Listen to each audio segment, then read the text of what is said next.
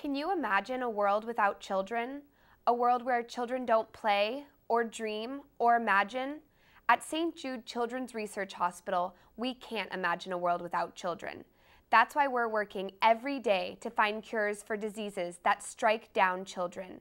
And we won't stop until every child is cured, because we can't imagine a world without children. Can you?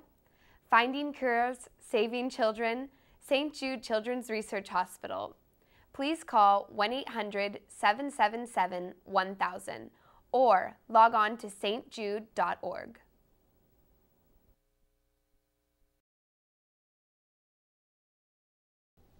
Hi everyone, good morning. My name is Ashley and welcome to the Daily Dish.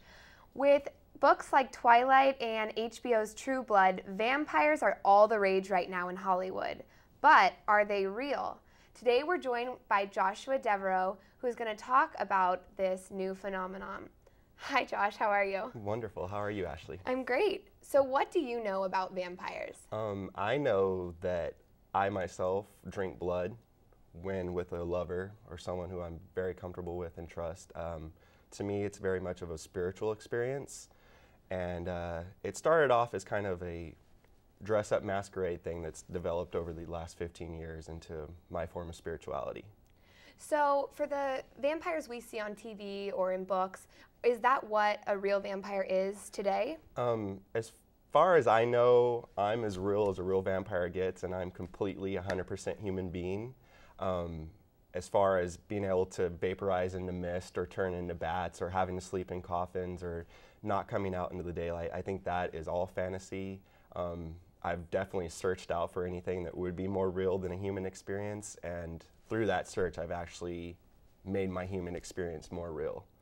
So what are some of the things that go along with being a vampire? Some of the things you do just on a daily basis or just in your life? Pretty much I just live every day just like anyone else, just trying to better myself, trying to have pure thoughts, trying to move forward in this world and hopefully get one up on the rest of society. So the drinking blood thing is obviously something that everyone talks about, is kind of interested in. So you said that you do drink blood. What is the process of that and why is that important?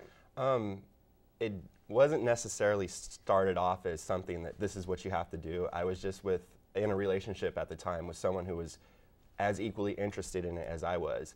And she actually brought to the table of, why don't we try sharing blood? Kind of in a blood brothers kind of way, how we've all heard like back in the days that one person would cut themselves and the other person would cut themselves and then merge their blood and then they would be family after that.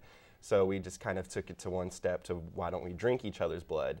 And so what we would do is we would take a razor blade and do quick thin slashes on our arms, just enough to draw a little bit of blood, each person at the same time. Each person does it to themselves. Mm-hmm. And then we would drink from each other at the same time, creating a circuit.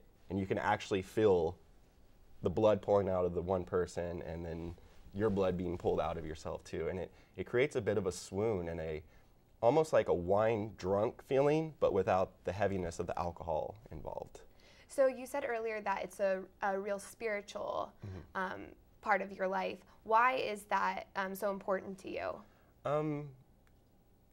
I believe that all of us are on this planet to actually come to 100% spirituality. And when I started off, it was nothing of that. It was just, I was in a band. Some of my bandmates had this kind of gothic culture going on to them, and then one thing just led to the next. And now I feel that I am on the threshold of what the great sages of the planet have left for us, just through a whole different avenue. And like I said, I never expected to find this. This is just what has come about through the years. So is there a goal of being a true vampire that you work towards, or is just drinking blood make somebody into a vampire? There's no real goal that we're working for. It's just that for me, like, people have asked me before, oh, can you make me a vampire or this and that? If I love someone enough that I could be into a loving relationship with them, yes, I'd be willing to do that with them if they're willing to do it too. It's nothing that I can force upon them or try to make them believe is going to be good for them, because it could be completely different from someone else depending on their psychological standpoint. But I do believe that if you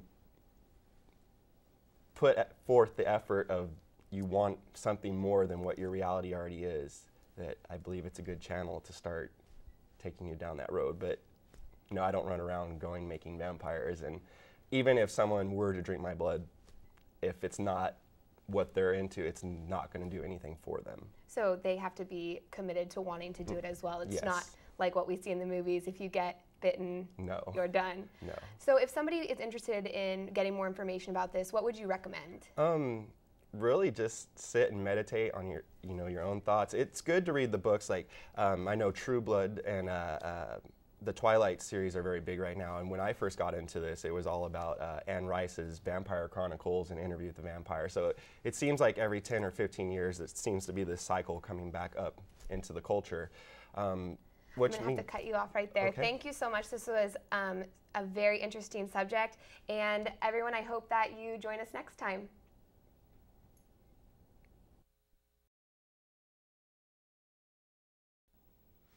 After 69 days underground, the miners trapped in Chile finally got their first glimpse of sunlight. Good morning, I'm Ashley Larson, and that is our top story of the day.